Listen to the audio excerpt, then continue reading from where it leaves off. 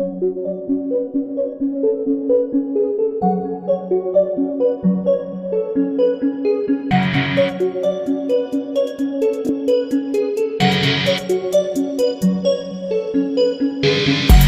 money, get money, get money,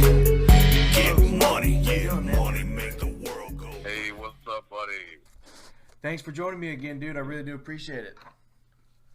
Absolutely. Can you hear me okay? I can hear you fine, brother.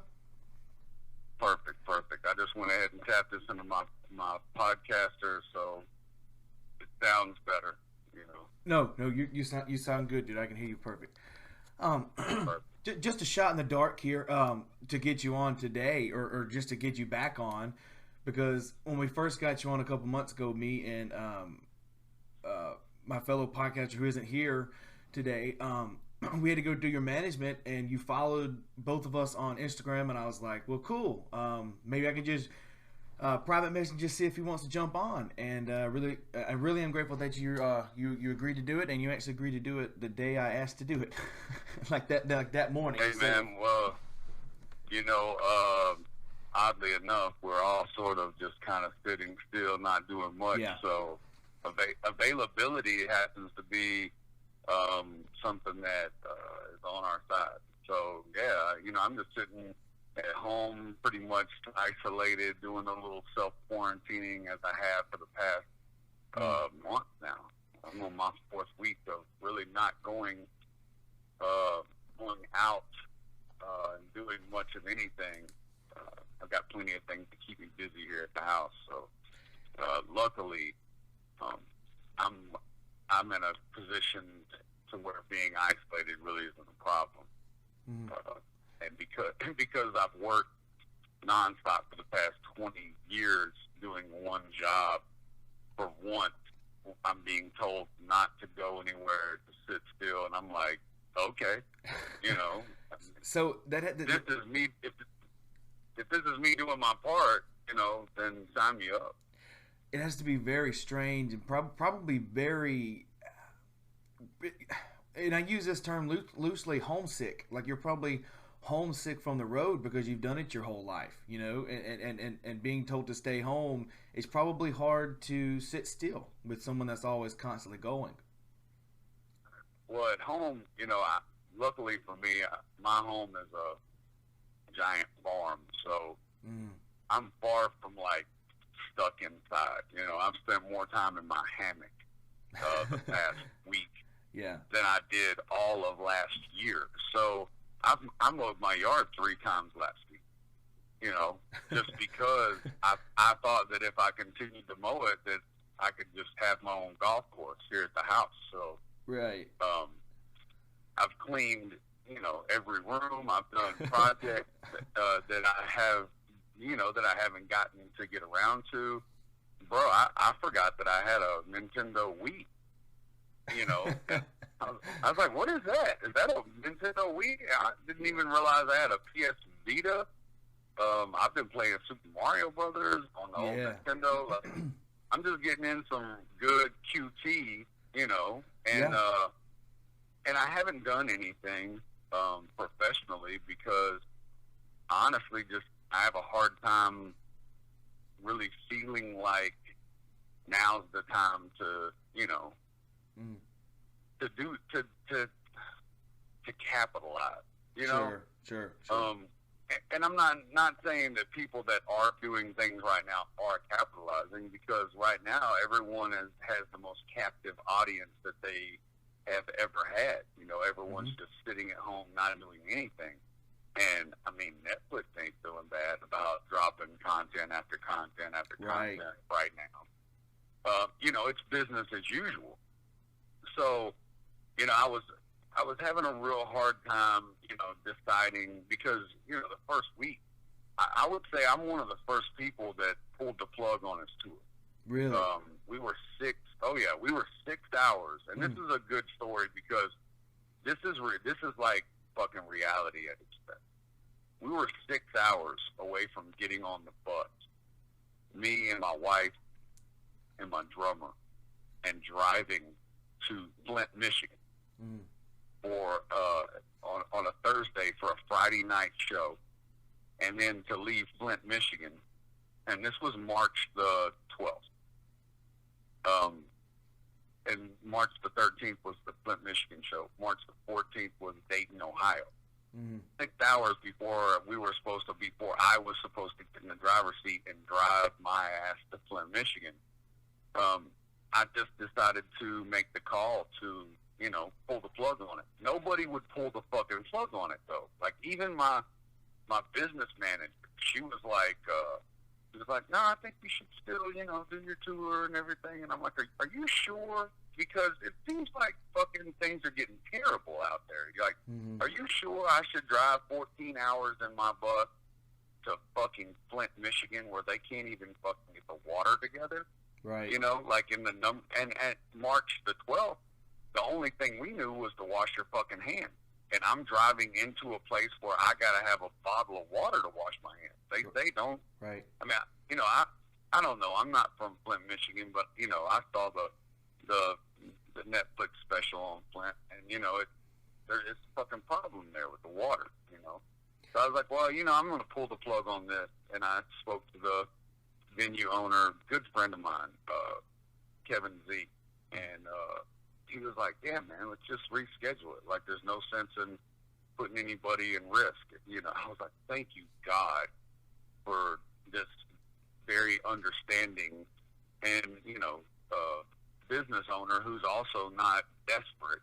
And I reached out to the people in Dayton, Ohio at Odd Bodies, which I have a fantastic relationship with them and the promoter. And I said, man, Flint's on board with rescheduling. Can we get y'all to reschedule as well? And they were like, yeah, no problem. Like, the next day, both Michigan and Ohio had, like, state of emergency. Right. Where their governor was like, it was like I woke up the next day and I felt bad. I was like, man, I got to get on Facebook Live, tell everybody that I'm not coming.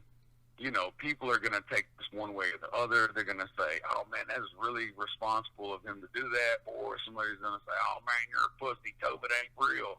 Like, you're going to get one or the other, especially in March, like early March, whenever, a lot of people haven't been affected directly by this situation yet. So, I've been trying to tell people, like, my job site was the first job site to close. Whenever they said, okay, no bars, no restaurants, and no groups over 250 gathering together. I said, well, there goes my job. Out the door, like, first one. And, even bars and restaurants are able to stay open. They're even allowed to serve to-go alcohol and to-go food. And, my daughter, she just got a job a week before they closed the dining room at Taco Bell here in my hometown. Like, I've been on her about getting a job. She's been working really hard about finding one. She lands a job. She works at, Taco Bell. I worked at Taco Bell. So it was, we love Taco Bell. It was being vegan now. That's one of the places that I get to go and eat because I love being burritos. Yeah. So my daughter found herself being the only person in the family now that has a job because my wife was a school teacher and she quit last year teaching high school to come and work for me full time. And, me and her are both now out of a job. And my daughter, who is 16, about to turn 17 this month, is now the only one that's in the American workforce right now, out of his family. So I'm very proud to have a kid that's working right now, but also very scared as a parent that my kid is handling money. She's a cashier. She wears gloves. She's very protective of herself, but she also lives while she's working and to keep transportate, going back and forth down. She's living with my mother, who is about 10 miles up the road from me and way closer to her work. And my mother is 81 years old. Right. So, my concern for me isn't me getting sick. I mean, even though I'm 44 and I've had open heart surgery, I don't know if that qualifies as an underlying condition, a heart condition or whatever, but I'm at the healthiest point that I've ever been in my entire life right now. I'm 3 months. I don't think the last time we spoke I had gone vegan yet. And I've been vegan now for 3 months. I'm going into my 4th month of being a vegan. And, I'm at the healthiest point of my entire life. So my concern isn't me getting sick and me not being able to fight off a virus. It's me getting sick and contracting that to my 81-year-old mother, Right. who does have major underlying conditions that could put her at a risk of being, a fatality. And I'm just like, it's not worth it for that, and I still want to be able to see my mother. And as long as I'm not symptomatic and I don't, I've been quarantined for, or isolated for over 14 days. And I haven't had any symptoms. I haven't even had, knock on wood, I haven't even had cold symptoms like I would have had last year. Right. From like sinuses and stuff like that. And I'm thinking like right about now is whenever I would be fucked when it comes to like a sinus cold. And I'm thinking like, well, this is what quarantining and isolation and, social distancing is doing right here. I haven't even been sick, Right. So I feel fortunate. I'm very sad for what a lot of people are having to go through. And and I'm selfish. I don't want to go through that. I don't want to be sick. I don't want to lose my mother to this COVID-19 virus. I just don't, and all the while I'm watching my 20-year career come to a screeching halt, you could imagine how much money you lose when you cancel 3-4 months of touring, and we've had to cancel, March, April. They're now canceling May, and I've already had somebody reach out from a June show and ask if they can reschedule it. And I'm just, I've got a responsibility here because in my line, to book a show, you have to do a deposit. So, I've got all these people's deposits. Yeah. And they're like, man, can you send our deposit back? And I'm like, no, did you read the contract? Yeah. Like, I can't send your deposit back. Why should I lose money? Like, I didn't make this fucking shit happen. I've sacrificed a date on my calendar. I have a contractual agreement. I don't want to keep people's money and not do a show. So I've just been asking everybody, can we please reschedule? Like, because I can't send you your deposit back. In my contract, I'm covered on that. Like, once you send that deposit, I lock down that date. We announce that date. It's a wrap. Like, if you decide to pull out, you lose your deposit. Right. That's just the business. That's how that's how this works. For anybody that doesn't understand how being an artist and touring works, someone asks you to do a show, you send a contract, you agree on terms and conditions, they send a 50% deposit, and then you show up and do the show and you collect the rest of the 50%. That's how it works. Now, if something, act of God or whatever, act of, China or whatever you want to call it, happens, we can reschedule the date and nobody loses money. I mean, I actually still lose money if I have to reschedule a date because I lose another date that I could have booked an entire different show on. So even with me rescheduling all of these dates, and I'm losing right now. So I'm feeling the effects of the economic shutdown right now. Like, we're feeling, and we'll be okay. I can feel, as you know, we got an EP coming out Friday, which was already scheduled to come out, and we were, I was really up in the air about not releasing it because it just seems like a time where we don't need to be trying to make money. Like, part of me is like, I don't feel good like trying to make money off of people right now. But then part of me is like, well, I got to make money in order to pay my bills and survive. Well, I think there's also a third part to that too, is we have people that are in quarantine or actually quarantining themselves. They have nothing to listen to. So this will just be new music for people to get in their system and actually listen to it. Because what are they doing besides laying around the house all day? Well, they should be doing some self improvement. I would hope a lot of people are doing self improvement. But Yeah. here's my thing. We wrote this EP. Me and Hosier wrote this EP last year. We recorded it last year. Okay. We did the photo shoot for it last year. People, I don't know if a lot of people understand how the music industry works, but like I recorded 2 EPs last year that still haven't even come out yet. Mm-hmm. I've got this EP with Hosier and I got an EP with Bravo Gator. Both of them written and recorded last year. So, I've got work that I did last year before this shit even popped off that hadn't even come out yet. Right. But it was also written with this crisis not in mind. So my point is, yeah, I should put out some new music, but here's what it's going to sound like. Get money, get money. Party, party, party, party, party. And it's like right now is not the time to be putting out Sure. records about getting money and fucking partying. Like, who's going to relate? So my hesitation isn't, well, these people are all sitting still and they need something to listen to. Man, they got plenty of shit to listen to. Mhm. You know what I'm saying? Yeah. Like, Yeah.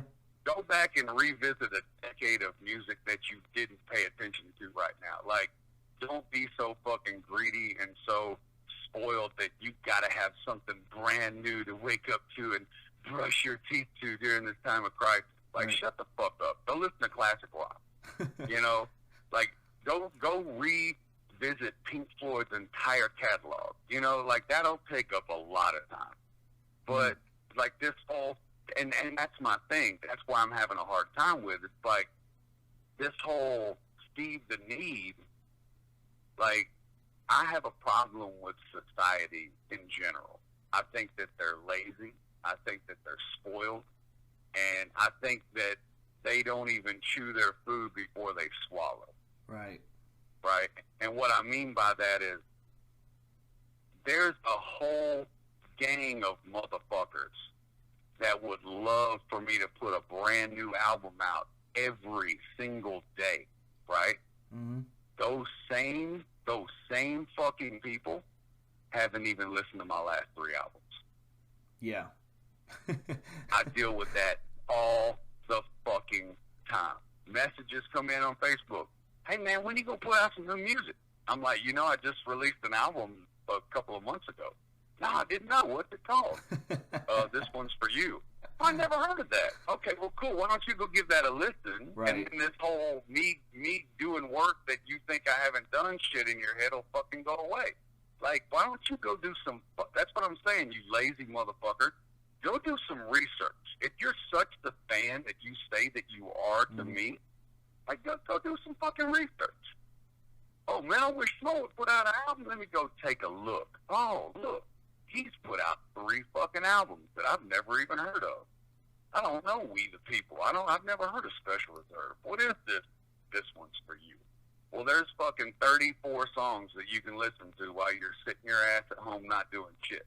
Mm-hmm. And that's the case. A lot of people think that my last album was Country Living. They think that was my first album. Right. I'm like, are you kidding me? Like, I did music for 12 years before Country Living came. Do your research. So, fuck that right now. Right. And their hunger, on the point of, and their hunger for entertainment. Like, you should be ashamed that you're not entertained with yourself. And this is a deeper problem that I think people are going to have to pry into on their own accord and in a mirror looking at their own self. Are you not happy with yourself? Like, have you spent any time alone? Are you so codependent that you've got to have just forced entertainment into you all the fucking time? You have to go from your cell phone to your Netflix to your this to your that and just continuously feel like you're being fed from all angles. Man, pause that shit. We are in a global, for the first time in my existence, we are in a global pause. fucking take advantage of that and just slow down. It does, like, you don't have to go directly onto your Instagram and take a picture of you in sorrow because you're at home with your fucking kids for the first time. They're your fucking kids. I'm so sick of people, these fucking Instagram influencers and being stuck at home with my kids. Like, I really give teachers credit. Bitch, you should have been giving teachers credit for teaching, not babysitting your little fucking rugrat. Right. Like, people are fucked up in the head, and people are fucking stupid.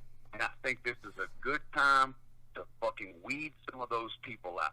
Because if you're going to be dumb enough to go out here and prance around like there is no fucking virus killing 100 to 200,000 people projected in the United States, like, go ahead and prance around like that's not going on. Let's see where you wind up at the finish line. You know? Mm-hmm. Like, I'm gonna do my part, and I'm gonna fucking, you know, isolate myself, practice social distancing. I have never been so fucking happy about social distancing in my entire life. So many times people just come up to me, and I'll just be minding my own business, doing something, and someone will grab me and just all in my face. Hey, man, I've been wanting to meet you. I want to get a picture with you. I'm like, yo, bro, get your fucking hand off of me. Oh, yeah. Yeah. Like, I don't know you. I don't know where your hand just come from. Like, we're out here in a crisis. I got a pistol on me. Like, you did get your fucking hand off of me. You know, but people, that's what people have been domesticated to think that it's just okie dokie to walk up and start touching on people and, you know, start talking to people like, and you don't even fucking know them. Like, and I don't mean that to be a dick, but like, right now, yep. right now, it's a fucking problem. You know, like, you can't just go up and touch somebody. You're liable to get fucked up for that. Yeah, or I was at. Like, truck. I'm sorry to interrupt you, but I was. No. I'm going to the. You said about touching hands. I got some shirts made, and I was sending some off to some people that had ordered them, and I had to go to the post office, etc., etc. I swear to God, there was this dude standing so close to me, he could have pickpocketed me, and I would turn around, and I try not to be a prick in person because I don't want people to think that I go to my head, but it's just like, hey, dude, can you back up, take the 6-foot rule, and just back up? It's just they don't care. They don't care. They want to touch your hand. They want to shake it. They want to give you a hug. Stay away. I could do a little wave at you, and I could talk to you 6 feet. But I'm not. Yeah. I understand completely what that meant. Yeah, and it's hard because, you know, people. Man, I've been used to shaking people's hands for a long time. Yep. You know, and it took me about 2 weeks to learn to not lead with a hand and lead with the elbow. And now I don't even lead with the elbow. As much as, you know, fucking China's been to blame for this virus by our politicians, now I just, since it's all because of China, supposedly, I just use the Chinese greeting. I just bow. I greet my homies with a bow, not a curtsy. Let's get it right. I got, you know, steepled hands like a nice fucking Oriental person with a nice bow. And I'm like, man, this shit, we should have been doing this shit all along. I keep eye contact and everything. I can size you up. I see you from head to toe. We're not close quarters. You know, it's a different thought process now, right? But I'm happy about it because it was already real intrusive. And probably not to everybody, but man, when you got to sign autographs after a show, and it's one of my favorite things to do, is hang out with my fans, right? Especially after a show, after they've experienced what I've worked so hard to bring them, and then we're at the merch table, and they're like, you know, man, let me get an autograph, and, you know, let's get a picture, and then, like, I'm cool with all that, but then it's like, they throw their fucking arm over your neck, they've been in the bar for 9 hours drinking, they're soaking wet with sweat, they already stink because they didn't shower before they came out, like, and this isn't everybody, but this is, like, a pretty fucking, like, 7 out of 10, right? And I'm real uncomfortable about having someone else's bodily fluids dripped on me, but then Yeah. multiply that by about 200 motherfuckers, right? So, like, that's usually the end. That's my work night anyway, is like being dripped on by a bunch of people, which before this, I just tolerate as part of it. People would, this is people's favorite shit to say. Well, that's what you signed up for. Yeah. Motherfuck you. Motherfuck you. Show me where I signed up for allowing bodily fluids to be dripped on me by the fucking masses just because I want to do music, motherfucker. Somebody tried to tell me that shit yesterday. You signed up for this. No, I didn't. Whenever I started doing music, it was because my psychiatrist told me that I needed to write down my crazy-ass thoughts instead of killing somebody. So I did. Those turned into poems. Those poems turned into lyrics, and then I started fucking rapping. So it was therapy, motherfucker. I wasn't asking for fame, fortune, fucking TV show, record label, or none of that. The success came with it because I work really hard at anything I want to do, right? So I didn't sign up for any motherfucking thing. It was therapy. So, like, that's another reason why I just fucking hate people. Like, you don't know me. Don't say that you know what I signed up for, bitch, just because you think you got your head wrapped around some sort of industry. Pathetic. So this is Real Thoughts from Smoke. Real Thoughts from Smoke. When we first heard of this coronavirus, I was like the rest of America, thought this was just something that was going to blow over, in a month, because I'm 22. I haven't lived through a lot, but I've lived through like the Ebola virus and the swine flu, but I've never seen nothing this intense, this bad, that they have to shut the whole country down. Like this, it's just, and people come on there, and I was having an argument with someone on Facebook, which is the worst place to go, by the way, for social media, for positivity. I don't even fuck with Facebook. Facebook is just a bunch of fools. It's a bunch of people that are complaining just because they're either jealous at you or they have some kind of ego problem. But I was arguing with this person because he had shared a status, and he was like, it was a Donald Trump stat or something, and they were like, we're closing the country down, we're closing this down and this down. They were complaining because they were closing it down because they were like, we're the land of the free. We should be able to roam free wherever we want. And I'm like, you are the reason why this virus is going Where to does this guy live? I'm sorry, what was that? I'm sorry, but what land of free does that guy come from? What state does he live in? He lives... I'm curious. You really want to know? I'm curious. Yeah, because I had this conversation yesterday about I don't even feel like we live in the United States because there's nothing united about these states. Like, stop fucking calling it that, because we're in a bidding war with each other right now for fucking our lives. You want to call that united? Fuck a dick.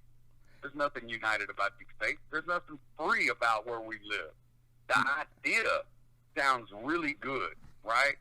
Like, the idea of the land of the free. But, like, get the fuck out of here, man. Where do you live that it's the land of the free? You must be in California.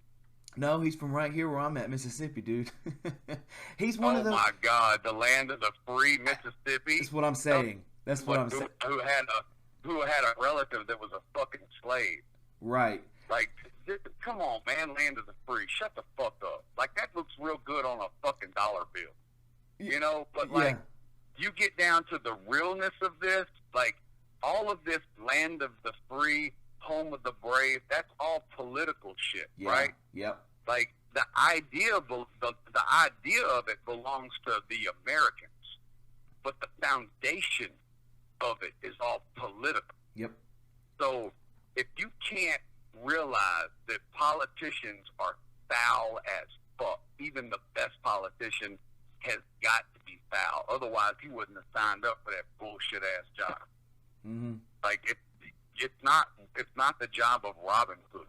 Like, you have to be very snake-like to be a politician. Otherwise, you won't even be. You won't survive becoming one. You'll get chewed up, spit out. So that's just a known fact. And all this land of the free, home of the brave, that for us Americans is the idea that we live by. I live by land of the free, home of the brave because that's what my father taught me. And I know what my father fought for, and even my father didn't agree with politics, but that didn't stop him from serving his country for 27 years. So, like, I'm not I stand for the belief of America. I stand for the belief of land of the free, home of the brave. But get the fuck out of here if you think that's real. Gotta fly 4 states over just to be able to legally buy marijuana to smoke.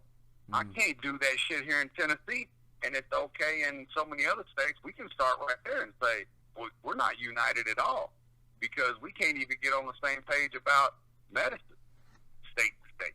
It's okay for me to smoke marijuana over there, but it's not over here. There's nothing united about that. I'm sorry. And that's just where we can start. You know, we can go through many other things on why that's bullshit. We'll jump straight to states having to bid against each other. If we were United States, the federal government would have stepped in and said, okay, listen, we're gonna bid and we're gonna get every state what they need. But because of some fucking civil war long fucking ago, that's how we're built. We're built by county, by state, you know, and then by fed. So it's like we haven't even evolved from like where this shit started a long fucking time ago. We should have changed up the rules to better fit who we are. Not really change them, but amend them to make sense. Like, you know, they didn't have electricity when they put most of this shit together. They didn't have the internet. There wasn't no such thing as planes. Like, you have to take into consideration that we have evolved as not only a species, but as Americans, like we've evolved. Like we're smarter and we have more tools, and we can. I think that, you know, like not to just, I wouldn't change the Constitution, but I think that there should be some amendments that are like, you know, taking into consideration that the things of today, you know. My wife made a great point. We were talking about the Constitution, and my cousin, who is a very outspoken American and believes in everything that was written in blood back in whenever. Right. My wife made a great point. She said, "Are you fucking kidding me? That was all written by men. Like, women didn't even have the fucking right to vote when y'all came up with all them fucking rules. Like, so how can you expect me and any woman to respect y'all's man-made rules?" And I was like, you know what? She's got a point. I'm not going to cheerlead for her, but I'm saying, like, that today, you try pulling some shit where we're like, all right, ladies, I'm sorry, but we're not going to let you vote on this shit. Like, this is men only. Okay, go ahead. You know? But we're so sold on these rules that were created by, you know, a bunch of dudes that didn't have a female's influence, and I'm definitely not going to put myself in the doghouse and not support my wife whenever she's on some, you know, some shit like that, regardless of how I feel about it. But she had a point. I'm like, it's just more to my point. It's like things are so different now, you know? Like, ask a black person how they feel about laws that were made back whenever there was slavery shit. Even though they had nothing to do with being a slave other than their ancestors, which is enough, you know? Like, if my granddaddy was killed over some shit, I would still, or was forced to do some shit against his will, I would still be fucking bitter about it. You know, I would. And you can't say nothing about you would or you wouldn't unless it affected you directly. Right. So, you know, I didn't have ancestors that were slaves. As far as I know, I didn't have ancestors that owned slaves. But the thought of someone forcing a loved one, my mother, my father, my grandparents, my great-grandparents, which I'm familiar with that whole bloodline all the way back to there, if you were to fuck with one of them, I would still be bitter today. So, like, I understand, based off of my love of my family, how people could still hold some sort of a grudge while still trying to carry on.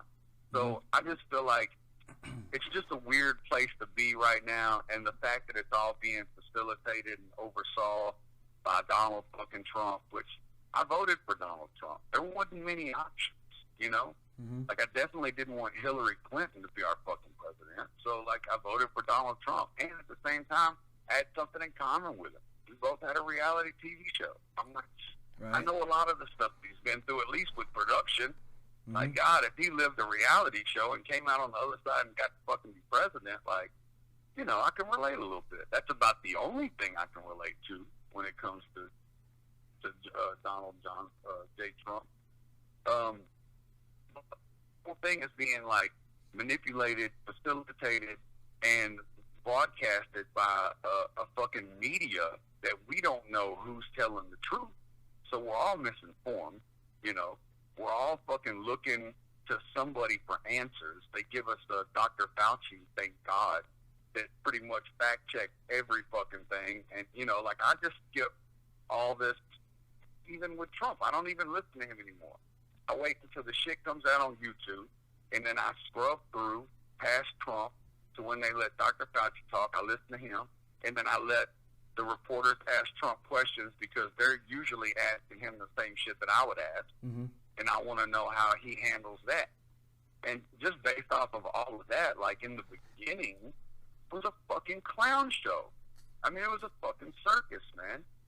I didn't, you know, I had some real anger towards Donald Trump just because of him not being a good spokesperson at a time like this. You know, because I know he's not a shot caller. He's not the one that gets to make the ultimate decision. Like, he can say things and then they can be considered and be voted on and then they can go through. But, like, he doesn't just say the fucking sky's going to be pink today and then shit changes pink because he says so. It's got to go through people. So he's just a spokesperson. So I'm listening to him and everything's great, everything's fantastic, and everything's perfect, and everything's, you know, it's perfect. It's perfect, like the phone call. And I was like, bro, you can't say shit like that. You know, like, calling the virus Chinese virus, like, there's a lot of fucking Chinese people that live in America that had nothing to do with someone cooking and eating a bat, and you just put a target on all of them. Yeah. Like, you know, like, I'm not Chinese. I don't even know anybody that's Chinese. But if I was, bro, I'd be mad as fuck. Yeah. And I'd be carrying 2 pistols. I'd be like, bro, I'm an American with tiny eyes. Like, now, and I'm going to tell you, most people, when they hear the president say, Chinese virus comes from China, they hear him say that over and over again. Most Americans, I would consider myself intelligent, smart, well-connected, and even me hearing that come from my president, I'm going to go out, if I do go out, when I see anybody of, like, Oriental origin, ethnicity, whatever, that's going to come into I'm going to hear him go, China. And I'm going to feel weird about it. Like, I'm going to react weird about it. Whether I do it where anyone else can see or whether it only happens in my head, doesn't matter. It's happening. It's affecting me. So, like, I think that calling it a Chinese virus was a bad move. You know? Yeah. You should have called it the bat virus, you know? If it came from a bat, call it a bat virus. Like you call it the swine flu, or like you call it the bird flu. Like, why the fuck does it got to be called Chinese virus? Come from China. And it was because he was under attack, you know, or they said something about the U.S. military bringing it there. And he, you know, so he was like, on his response was attacking them, you know, based off of that. I just think, you know, being misinformed and, like, watching somebody, which I couldn't imagine the stress president's having to be under, you know, right now with all this. Like, I thought about it from every angle, and I do not want to be in his shoes. I listened to an interview where they were asking him questions, and I really thought, like, man, how would these questions affect me on the spot? How would I answer them? And I was like, yo, I'd have been lost my shit on a reporter, you know, because I know myself, I would have been done like Donald Trump is holding it together a lot better than I would, because I'd have been told several people to suck a dick, like on TV. I would have just said, like, no, you got to get the fuck out of here. So it's good to know that he's still holding it together. And lately, the past 2 days, I've heard his tone change, because honestly, I think that the president has now been affected by this. I think someone that he cares about, someone that's close to him, has probably tested positive and or is probably critically ill, because that's whenever you start to see somebody's fucking tune change. Right. Like the virus is not real until your fucking mother is sick, until your brother is sick. You know, until you see a freezer truck full of dead bodies in your hometown neighborhood. Like that's the type of shit that will make you realize this shit is not a joke. And I think that since he was in Queens the other day and he saw the ship come in, and then he went back to his neighborhood in Queens and he saw the ice truck with the bodies in it, I think that fucked him up. I think it was a reality check, and I think we're going to get a different presidential opinion moving forward. So I'm happy about that, because we've been misinformed and we've been misguided, and we've been told one thing, and we've been shown another, and then we've been told another by someone else. So it's like, it's just real confusing. And in all of this, I wish there was just like somebody that would, you know, step up and say, okay, facts on. Like, no more MSNBC versus Fox News and all of that shit. But that goes back to that fucking man-made freedom of speech rule, you know, that was that I appreciate and will always value. But it's like, at a time like this, your freedom of speech needs to be factual. You know, like there comes a time when, like, the people, for survival, we need that. We don't need like a back and forth opinionated fucking bicker. You know, I don't want to listen to my brother's kids argue over Kool-Aid flavor. I want to know how the fuck I can get tested to find out if I have it or I don't have it, and then what's the protocol to continue to make sure that A, don't have it, or B, overcome it. And all the rest of the stuff is all, it doesn't matter. Bullshit. I want to ask you a few more questions here, but one, obviously you're a marijuana smoker.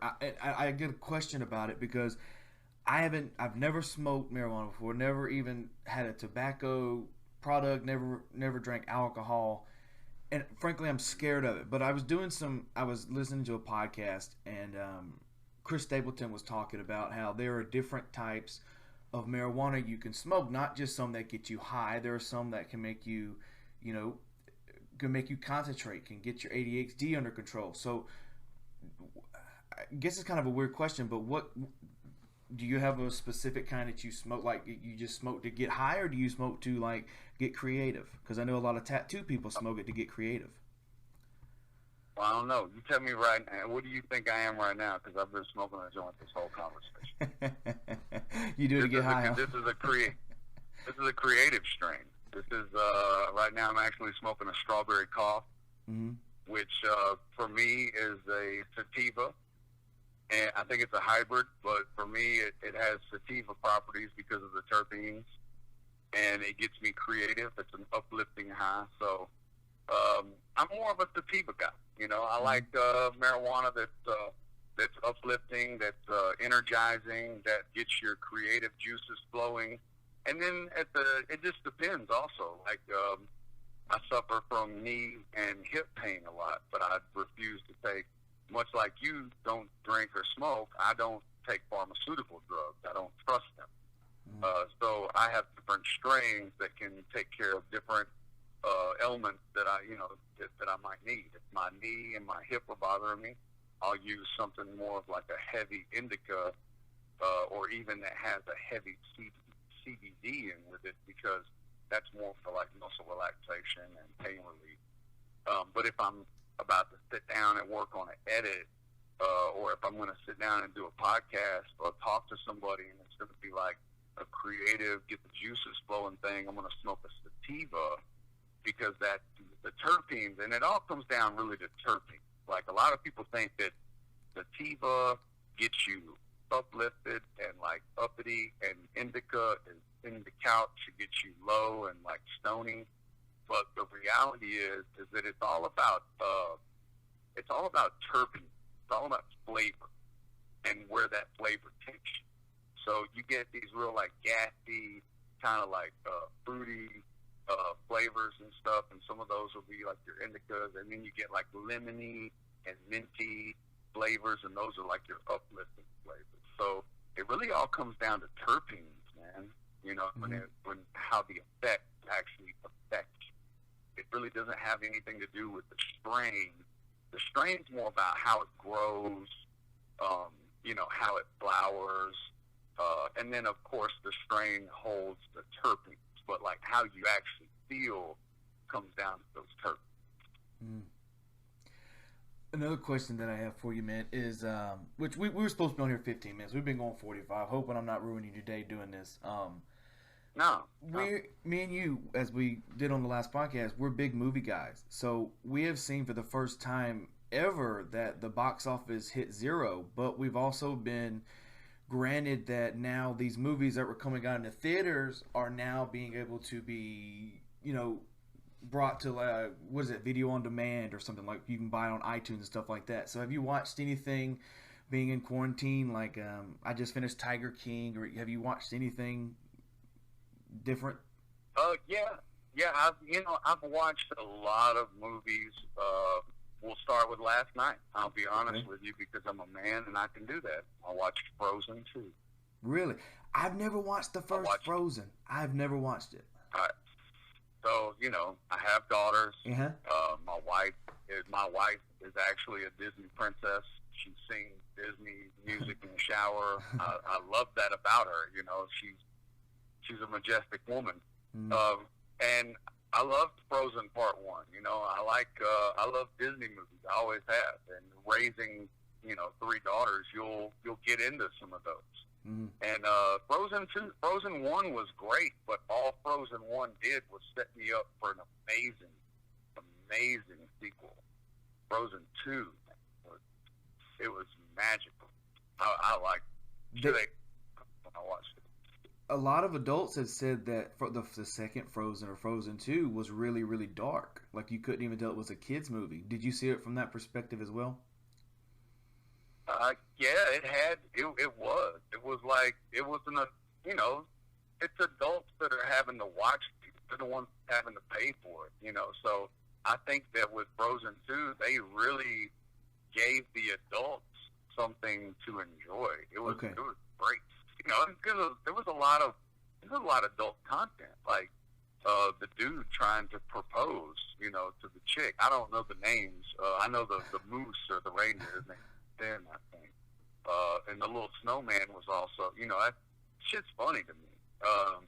But I liked it. I was like, man, it's such a good movie. It's got some really good, and oddly enough, I had a great podcast yesterday, and we were talking about, you know, how my cousin was asking me, he's like, you know, how did you become you and all this stuff? And I was like, you know, you really don't know what you're doing a lot of the times. A lot of times you just stumble, and instead of falling, you throw your other foot out and you catch yourself, and then you start running. I was like, that's kind of what happened to me, is I just kind of stumbled into music, and then I started to fall in love with it, and when I did, I took off running with it. And there was something in that Frozen 2 movie last night that was really strong, that resonated with me, especially with the crisis that we're in right now. And it's like doing the next thing, like the next thing that you do, make sure that it's the best thing and the right thing. And if you just continue to the next thing that you do, let it be the right thing. Let it be the good thing. And the next thing, like every time you're about to do the next thing, and this kind of goes back to my, not necessarily religious, but existence beliefs on the 4 agreements. You know, one of the last agreement, and you can do your research on this, and I would suggest you do. Okay. Look up the 4 agreements. The 4 agreements. And there's a YouTube video. They'll read it to you. I have the book, but I also listen to the YouTube video, and they just kind of read it to you.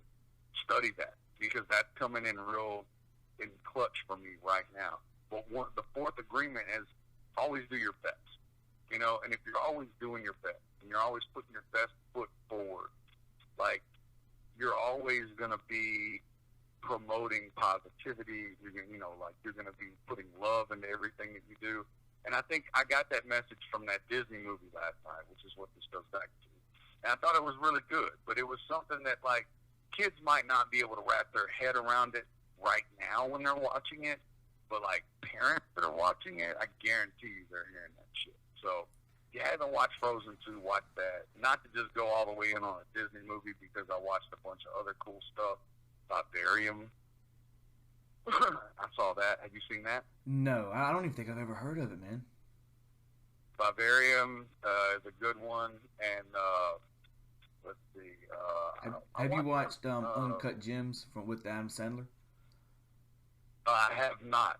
Dude. I have not. But I'll tell you, Go was ahead. it good? Dude, let me tell you something. Was it good? You can take, and I use this, okay, Jim Carrey and Adam Sandler, and I guess Will Ferrell to me will always be the comedy kings, in my mind, in my opinion.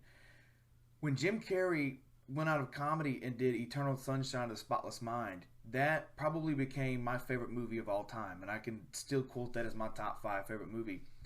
But seeing Adam Sandler come from comedy doing nothing else and then going to this, dude, I thought it was fantastic. I loved it. That's great. Don't go in there thinking, oh, I'm going to see Adam Sandler at his best or at his worst. You don't know what to expect. I went in there with no hype at all and came out loving it. Just because I... Okay. Well, then Go ahead. that'll be my watch for tonight. I've been seeing it every day when I click on, and so we'll watch that. We'll watch that tonight. I don't even want to know anything about it. I'm going to go into it just like you said, not knowing, expecting nothing, and see what I get. Hey, when you watch I did watch. when you watch that Uncut Gems, let me know what you thought about it, because I'm really curious. I'll definitely. I did watch Matthew McConaughey's new movie, the Guy Ritchie movie that's got The Gentleman. Charlie. Yeah, The Gentleman. Charlie Hunnam. They had a lot of good actors, man. But Guy Ritchie's movie, The Gentleman, that was amazing. Was it good? Amazing. I haven't watched it yet. It was very good. Very good. Very good movie. Trying to think of that. The Grudge. What a terrible fucking film. The new one, or the new one, or the original? New Grudge. Okay. The New Grudge is a terrible fucking film. Richard Jewell. Oh was my an God, amazing movie. that was fantastic, Such a wasn't great it? Terminator. The new Terminator was fire. Was it really? I'm scared to watch it. Like Fire. I'm scared to watch sequels that come out 10, 15 years from the original. But the new Terminator was good. Bro, if you just revisit one, because it's a classic and we already know what happens, but if you watch one, and then you could watch two, but you don't have to, and then you watch the new one. Okay. So it's like one of those that skips the middle pieces if you want. Like you could go from one to this one and be good. Okay. Have you seen that was a great film. Have you seen the new Rambo, Last Blood? It was terrible. What are you? Yo, no, you're nuts, dude. I thought it was fantastic. I loved Worst it. movie. Terrible. Worst movie ever. Really? Why is that? Why is that? Just no story. No story. Look, like no story at all. And you could have skipped to the very end if you wanted to see anything. Just watch him mow through these 60 fucking vigilante or whatever they were, like Mexican cartel war people. Like, it was just a terrible fucking movie. Like, okay. I thought that I'm a big fan of story. You know, like action-wise, it was fine. Every time you talk, it's like, quiet. It's like, man, turn this motherfucker's mic up. I can't hear him. Yeah. But, like, no story. I need a story. Like, have you seen Dark Waters? Is that Mark Ruffalo? Yes. No, I have not. I think, is that where he's the lawyer or something like that? Yes. No, I haven't seen it. Is it worth watching? Fucking amazing. And watch Vivarium. That's the one that's got the kid from, was Jesse Eisenberg, the dude from Zombieland. Okay. Oh! He's a cop in the movie, right?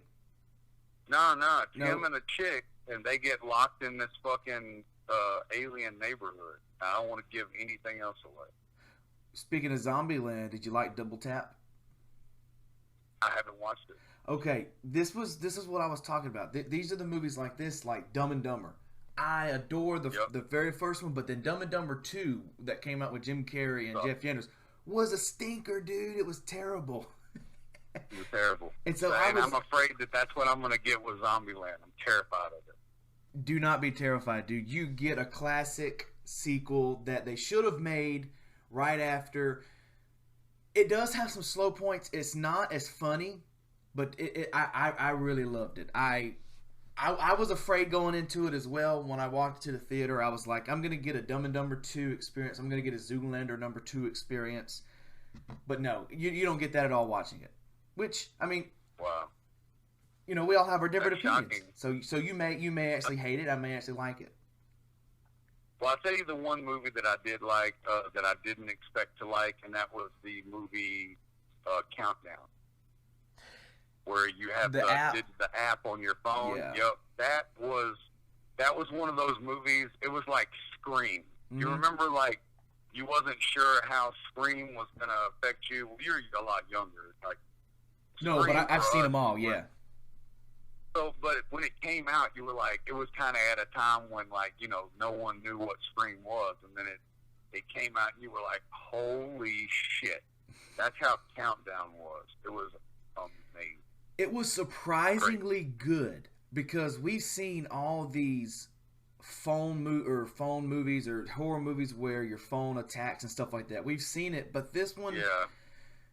I went in This thinking one- the same thing. Like, oh, we're going to see the same movie we seen last year. But no, it was actually surprisingly really good, in my opinion. Yeah, I'm ready for a new scary movie. Like, I need a new horror movie. I want to watch Invisible Man and Yeah. The Hunt. Those are a couple that are theater at home movies. Hmm. But they're not horror. I'm ready for like a real good horror.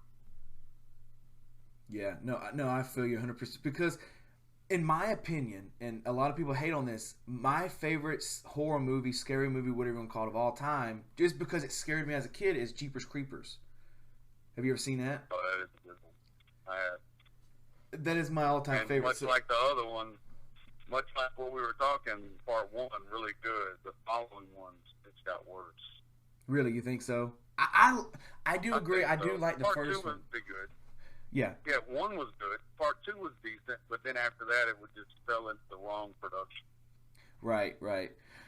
So- which is everything. Mhm. So as we start to wind down here, dude, we didn't get to do this on the last podcast, but since I got you kind of by myself on mine, I want to do these things they call mind benders. It's kind of like a quick question, quick reaction type of answer. So Like, celebrity crush, Lay it male on. and female. say that again. Celebrity crush, male and female. Let's see, male, Leonardo DiCaprio. Female, what's the lady with the big teeth that's in, baby? Anna Kendrick. All right. Yeah. And her or, what's the other girl's name on there, the bigger girl? Rebel Wilson. Rebel Wilson. Yeah, either Anna Kendrick or Rebel Wilson. Mine would be male Keanu Reeves, and female would be always Scarlett Johansson. Oh, that's a good one. Keanu Reeves, yeah, he's a classic. I was going to say mine was going to be Leonardo or Matthew McConaughey. Yeah, that's a good one. Matthew McConaughey. Yeah, I could see that. Midnight snack, something, or not really just midnight snack, or something that if you snack in, you got to have more than one. You got to indulge in it. Peanut butter. Peanut butter. Are you Peanut butter are free. you a chunky or a creamy type of guy? I'm a whipped guy now. Now that they got the whips, Whipped peanut butter? yeah, I like whipped. Oh, I never I get is whipped. I never knew they had that. So I guess I'll have to try. Oh, it you out. haven't? Yeah, you haven't lived. You got to get that.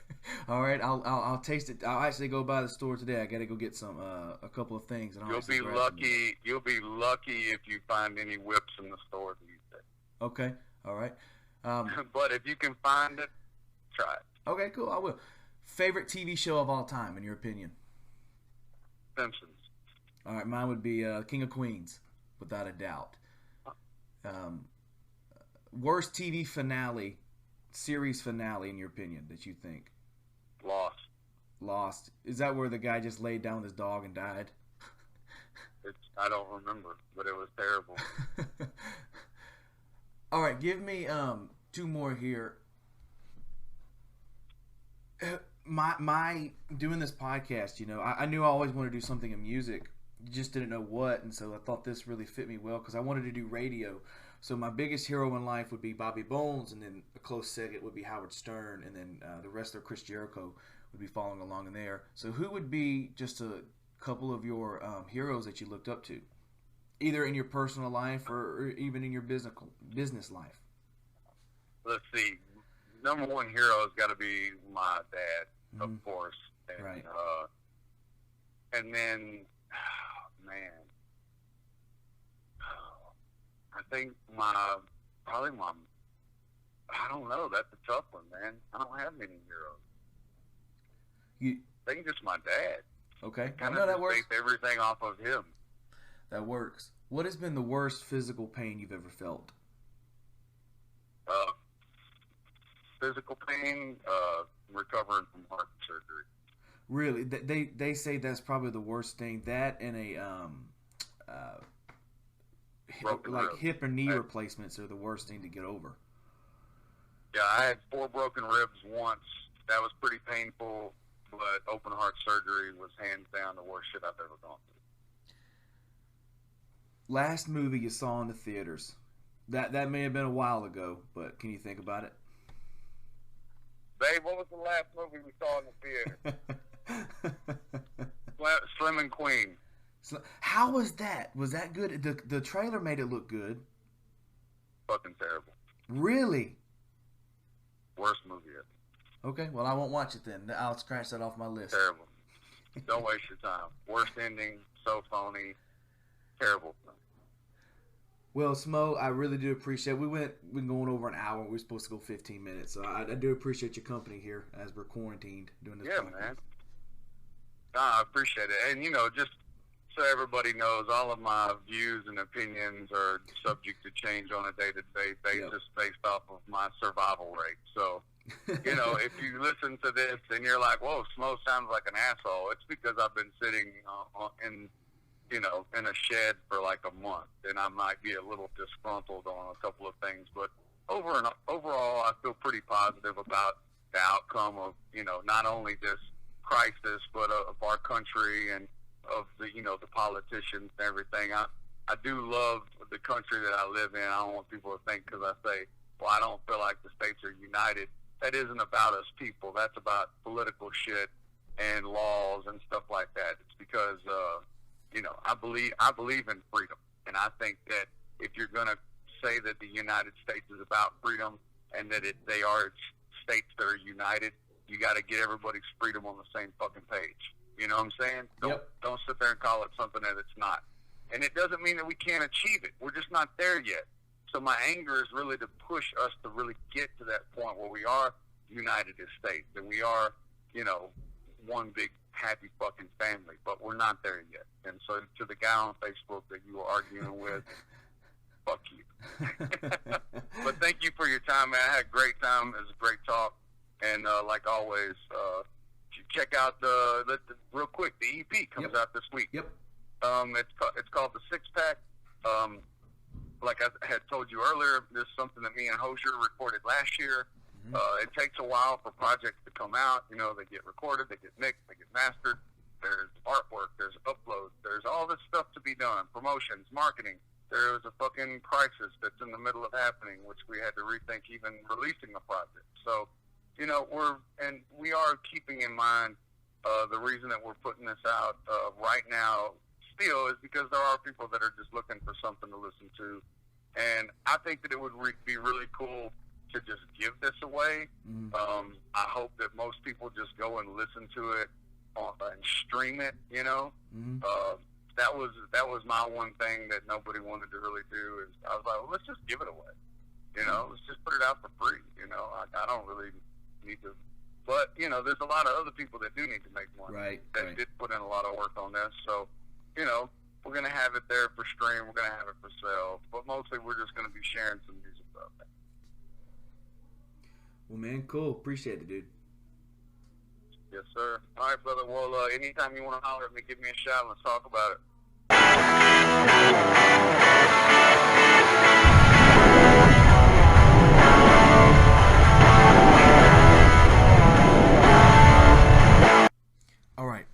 thanks for Smo joining me for a second time. Let's hope we can get him on for a third time.